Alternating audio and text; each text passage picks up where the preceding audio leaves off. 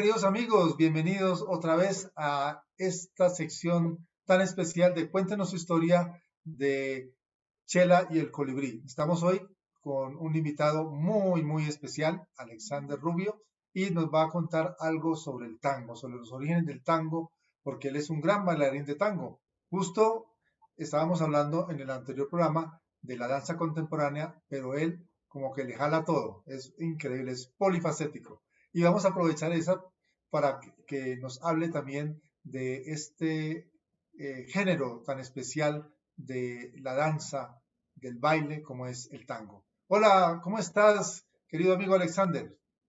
Maestro Rosur, reciba un gran saludo. Qué placer compartir con usted y con todo su público estos encuentros, estos diálogos, justamente compartiendo sobre la danza, sobre la vida y sobre todas estas acciones escénicas que nos permiten ponerle ese condimento diferente a nuestro ser y a nuestra relación con el mundo. Entonces, aquí plácido, feliz y contento de poder compartir con usted el día de hoy. Muchas gracias por la invitación. Muchas gracias a ti por estar con nosotros y compartir tus conocimientos. Cuéntanos un poco cómo fue ese encuentro con el tango, cómo fue la primera vez que viste el tango. Uy, maestro, ese justamente fue en el año 1999. Yo creo que ese año a mí me trajo muchos elementos positivos en la vida, que empiezo ahí mi labor como pedagogo, como maestro, como docente, pero también empiezo a incursionar por los campos escénicos y justo en 1999, que se había formado una escuela que era la EFA Danza. Allí empiezo a tener esa relación con el tango. Justamente me acuerdo que llegué un día más temprano y había un grupo que tenía unas clases allí, pero a mí primero me gustó mucho porque el primer tango que escuché no fue tango con letra, sino fue el tango armonioso de unas composiciones de Astor Piazzolla. Entonces Astor Piazzolla sacó una serie de tangos que no tienen el texto, pero sí tienen el bandoneón, sí tienen todos los elementos armónicos, todos los elementos instrumentales, pero no tenían la voz. Entonces, cuando yo escucho los elementos del tango y veo una pareja que se llama Orlando y Adriana, Orlando y Adriana Salgado, bellísimos. Ellos han llegado también a competir a nivel mundial, pero me encantaba verlos porque era una pareja que transmitía muchas cosas cuando danzaban. Y yo dije, uy, esto me gusta. Y de hecho, empecé a entrar a las clases y me encantó. Y me empecé a meter allí y ya a los pocos meses me estaban invitando a bailar a la compañía de ellos, pero fue muy especial porque recuerdo esa relación de sentir al otro. Es que lo bello del tango es que tú bailas con una pareja, con una persona, estás allí, estás muy cerca de esa persona, pero no por estar cerca quiere decir que la estás invadiendo o que la estás irrespetando o que estás generando otro tipo de connotación, sino simplemente es como si tu alma se acercara al alma del otro para danzar. Eso me pareció bellísimo. Luego empecé a tomar unas clases, también invitado a unas milongas. Había una mujer que era maestra, Marta, que trabajaba también con el tema del tango, se había ido a Argentina a estudiar, entonces resulté aquí tomando clases con ellos y me gustó mucho más, entonces empecé a participar en eventos, estuve en el Libertango, un evento que se realizó en el Jorge Eliezer Gaitán, estuve también en las funciones de la escuela, de la EFA y yendo a milongas y aprender. Entonces, son improntas, se le quedan a uno. Entonces, lo primero que aprendimos fue el paso básico, que era el quinto básico. Nunca se me olvidó. Me dijeron, eso es como aprender a caminar y si usted camina, usted ya puede moverse por donde quiera. Y de hecho sí, tengo ese, para mí fue muy bonito y creo que también tuve otro instante de acercamiento muy fuerte y es tuve la oportunidad de viajar, de estar en Buenos Aires, por allá antes de la pandemia. Estuve en Argentina en varias ciudades, pero estuve en Buenos Aires. Y en Buenos Aires yo dije, no, yo no me puedo quedar sin ir a una milonga. Y me fui a una milonga. Es un ritual completo, maestro. Contarte que Uno entra a la milonga, debe irse muy bien arreglado, zapatos, todo, y hay uno se imaginaría el tango relacionado por allá con un bar y todos borrachos. No, en este sitio entonces la milonga era una mesa grande, todas las personas sentadas hacia el extremo y me dieron como unos tips. La persona que me explicó me dijo, mira, ya había una señora de unos 80 años, me dijo, lo primero que tienes que hacer es mirar y si ella te mira y baja la cabeza, quiere decir que te está invitando. Esto sucede a 5 metros de distancia. Si hace esto y te mira y tú también haces lo mismo, puedes ir a acercarte a sacarla a bailar para hacer el tango con ella. Si no te miran o te voltean la cabeza o no te hacen la señal, ni siquiera te atrevas a acercarte allá. O sea, aquí en Colombia, cuando uno va a ir a la fiesta, uno estira la manita y la chica le toma la mano y se levanta y baila. Allá no. Es un código desde la mirada, desde la seña, luego te acercas y lo haces. Entonces fue bellísimo ver esos espacios rituales y que son muy distintos de pronto a los que uno conoce eh, o que referencian aquí en nuestra historia. Entonces fue muy, muy bello. Y ya después toda esa relación, ¿no? De la música, saber que no es lo mismo un tango que una milonga, que hay unos que son más rapiditos y otros más lentos, pero lo que sí me parece muy importante es todo lo que se va cocinando detrás. Ese ejercicio del rito, ese ejercicio de la pareja, ese ejercicio del respeto, ese ejercicio de cuidado, porque tú sabes que allá te pones tu vida en las manos de otro y el otro también está poniendo las manos allí para ti. Entonces me pareció muy, muy importante y me pareció una danza muy sensual, muy de entrega, pero cuando digo sensual, no quiere decir sexual. Es una relación más de lo sensoperceptivo del cuerpo sin que haya ninguna otra connotación. Eso es muy bonito. O sea, tú puedes estar bailando con una persona muy cerquita, termino, le das las gracias y luego vas y bailas con otra persona que también te abre el espacio ritual y es súper tranquilo, sin ninguna otra relación y ninguna otra intención. Eso me parece bello porque es como abrir el corazón y estar dispuesto a compartir, pero sin esperar nada más, sino solamente trascender en ese instante, compartir una muy buena energía, un buen momento, como escucharse una muy buena canción y luego ya se acabó, te quedaste con ese momento y sigues. Eso es muy, muy especial. Sí, es verdad. ¿Hay alguna diferencia entre el tango y la milonga? Sí, señor, sí, bueno, a ver, habría como dos connotaciones. Entonces, el tango tiene, ya llamemos, un tema musical interpretado por Gardel, sí, ese sería un tango. Un tango incluso recolecta una formación y todo un proceso cultural. La milonga es el espacio donde se reúnen a generar esa interacción, pero también hay un ritmo que es una milonga. Pues hay tango, hay milonga, hay fandango, o sea, bueno, hay muchos elementos allí que a uno a veces le suena igual. Sí, tiene que ser como muy experto en el tema para saber que, pero si la diferencia es que unos son más rápidos, otros más lenticos, la cadencia va cambiando, pero digamos que lo bello y lo chévere, el espacio ritual es la milonga, que es el lugar donde llegan hombres, mujeres, a interactuar, a compartir, a dialogar y a generar diálogos sin hablar. Es que eso es bellísimo, porque tú los ves que sacan a bailar la persona, la pareja, bailan y hacen un contacto muy especial, bailan, terminan, le da las gracias y se fue. Que es diferente casi al baile social que tenemos aquí en el que de pronto en los 80 se acuerda, maestro, lo que uno sacaba a bailar a alguien y ¿cómo te llamas? ¿Y dónde vives? Y la vueltica y tal. Que era un estado como de otra manera de conocerse, pero de mucho hablar, de diálogo.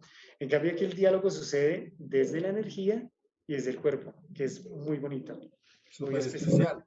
Acabo de encontrar una etimología en el internet sobre tango. Dice, el tango es el baile nacional de Argentina, que es una onomatopeya del sonido del tambor, que viene del latín tangere, que significa tocar, que viene de una lengua africana que significa lugar de encuentro. O sea que ahí hay un resumen de todo lo que acabaste de decir, ¿cierto? Que es como una especie de ritual, un ritual mágico donde se comparte el movimiento, la expresión de la sensualidad, pero no tiene que llegar a la sexualidad, sino es ese arte de mostrar esa sensualidad como lo hace como el pavo real, que muestra su plumaje, pero no significa que vas a poder tocar y abrazar ese pavo real, sino que está mostrando su sensualidad en cierta forma. Correcto, maestro. Es muy, lo que le diste ahorita, lo que nos estás comentando es súper, o sea, digamos que súper acertado. Y es justamente eso, esa connotación de la danza como espacio de encuentro, de la danza como un espacio de eros, de la danza como un espacio de creación. Y por ejemplo, algo muy bello es que en sus orígenes el tango era bailado hombres con hombres y sin ninguna connotación erótica, sino el contacto allá, el de marinos, el de llegar a compartir, a celebrar, como cuando voy a hacer la relación, por ejemplo, con el fútbol argentino. Cuando los argentinos celebran un gol, lo celebran con todo y se abrazan y lo mismo que sucede aquí en Colombia, que es casi que compartimos esas mismas pasiones, en el tango era eso, ¿cómo era la manera de celebrar? Con esa danza, con unos pasos inicialmente con cierta distancia, tomándose de los antebrazos, haciendo el trabajo del caminar, del danzar, de mirarse, de evadir, y luego ya pues viene a incorporarse posteriormente esa relación de la pareja, de lo femenino y lo masculino dentro de la danza, y empiezo, ahí sí te tengo que contarle como cosas que he visto, ¿no? Se vuelven casi bailar tango es como una relación de pareja. Tiene sus momentos de intensidad, tiene sus momentos de subida, tiene sus momentos de gran entrega, pero también tiene sus momentos en que quieren tomar distancia, luego en que se acerca y luego en que se ajusta la carga y ya no es una carga, sino una danza. Entonces, creo que la danza es como el tango, las relaciones de pareja, el amor, la vida, son como una tonada que se interpreta y que hay que disfrutar con la intensidad y con la pasión que el momento lo va requiriendo. Eso es muy, muy importante. Dicen que el tango nació en las sociedades bajas, donde había muchas frustraciones, muchos sentimientos de impotencia en cierta forma por la cuestión económica. Las sociedades sentían como esas diferencias tan grandes y el tango era como una especie de forma de deshacerse de esas cosas negativas que le surgía por la pobreza, por el no poder vivir como se quería vivir. También se podría decir que es una especie de rebeldía en cierta forma, pero es de expresión y de catarsis, como habíamos hablado anteriormente, que es la danza. O sea que es una mezcla de muchas cosas, pero realmente nace de un sentimiento, porque cuando uno escucha el tango, siempre es como una nostalgia, y hay veces que una decepción, siempre está como algo como una rabia en cierta forma, pero como un apego también al pasado en cierta forma. ¿Cómo podrías explicar ese sentimiento que despierta el tango? Bueno, maestro, yo lo relacionaría como como un catalizador de sentimientos, de procesos de vida y de las reflexiones que suscitan las situaciones que están aconteciendo. Voy a poner un ejemplo. Normalmente las expresiones artísticas siempre son maneras de liberación. Y uno encuentra que los grandes artistas a nivel mundial generalmente resurgen de esas situaciones que son, digamos que altamente sensibles. Voy a poner un ejemplo de ello. Mikhail Baryshnikov, muy bueno, Rusia, y el momento en que sale de allí y se va para Estados Unidos le permite también una liberación de lo que estaba viviendo justamente en su momento en Rusia. Voy a poner otro ejemplo. Los, los cantantes que estaban viviendo angustias económicas, que estaban viviendo dolor, que estaban viviendo frustración, y que no tenían una manera de hacérselo saber al mundo, ¿qué hacen? Pues lo escriben, lo tocan y lo comparten en un círculo, y ese círculo empieza a tener voz y eco, y luego ya no los escucha uno, sino los escucha todo el mundo, y empieza a tener esa voz y empieza a ser un estado de catarsis. Los peores momentos de la vida traen los mejores momentos de creación.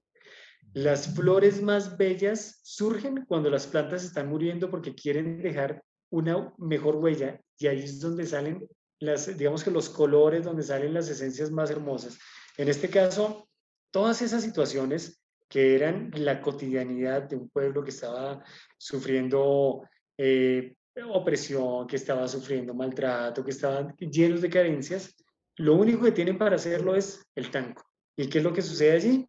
Expresan y empiezan a expresar con un nivel de trascendentalidad, de elocuencia, pero a la vez con una alto nivel de intervención artística y estética, que eso cala. Entonces, voy a poner un ejemplo. Uno escucha a Carlos Gardel, y Carlos Gardel tiene la poesía en la letra, tiene la intención cuando lo canta, tiene la voz, pero además tiene una expresión y un lenguaje escénico que te transmite esa historia, y uno empieza a decir, uy, está hablando de su Buenos Aires querido, y está hablando de volver y volver con la frente, y describe todas las acciones, y lo ponen a uno a viajar en la sintonía de él, y a decir, uy, sí, qué especial. Y además el sentimiento logra conectarse. Ese sentimiento yo lo analizaría el chakra, ¿no? Te cantan desde el chakra pélvico y desde el chakra cardíaco, entonces inmediatamente entra en vibración con tu energía y te lleva el mensaje directo. Y eso es muy importante. O sea, te ponen a sentir lo mismo que están sintiendo y te lo hacen vivir así tú no lo estés viviendo. Y eso es, creo que, la magia que tiene el tango, y que ha sido generacional, porque si lo vemos es más de un siglo, pero aquí las generaciones nuevas siguen enamoradas de esos procesos y de danzarlo, de aprenderlo, de tocarlo. Incluso trascendió, ya se fue de Argentina, aquí ya llegó a Colombia, aquí salió, es más, tenemos campeones mundiales de tango y son colombianos, son paisas. Y tenemos gente que toca, hay un cantante en Japón, un japonés que canta en español igual que Gardel. O sea, uno ve que ya se rompen las fronteras y trasciende. Wow, increíble. Pero ¿por qué crees que el tango entró tan bien a Medellín? Porque, bueno, en los países hablan del vos, como los argentinos, vos tal cosa y vos la otra, pero no sé, hay como una especie de magia que permitió que el tango se instalara inmediatamente en Antioquia, aunque aquí en Bogotá también, pero no sé, hay como un arraigo, y ¿cómo se podría explicar esto? Tal vez el sentimiento del tango fue captado por esa comunidad. ¿Cómo lo interpretaríamos?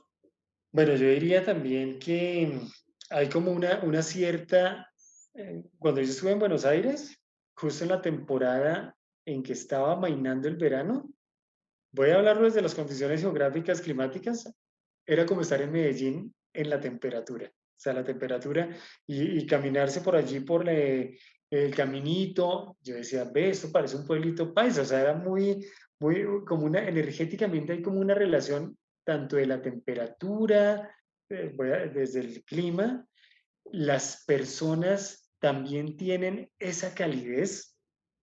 No estoy diciendo que aquí en Bogotá no haya calidez, aquí hay y se ha logrado, pero digamos que, por ejemplo, en toda esta zona de Antioquia, tú reconoces cierta calidez, incluso pues las expresiones de escuchar como una connotación semántica del mismo voz en español y del mismo voz argentino, les empieza a dar como un aire de familia, de más tranquilidad, pero también la relación que tiene del sentimiento. Cuando uno se da cuenta los paisas tienen un arraigo y un sentido de pertenencia y que lo sienten en el cuerpo de una manera fuerte, ¿sí?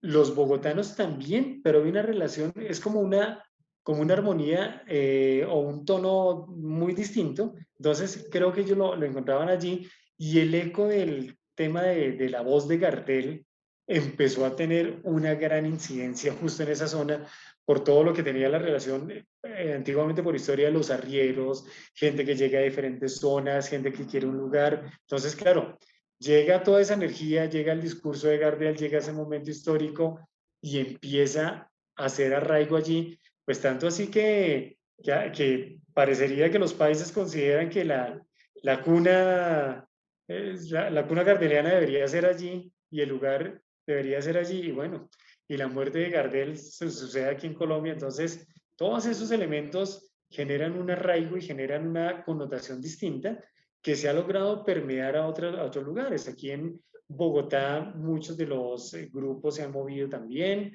Hay escuelas de tango aquí muy fuertes.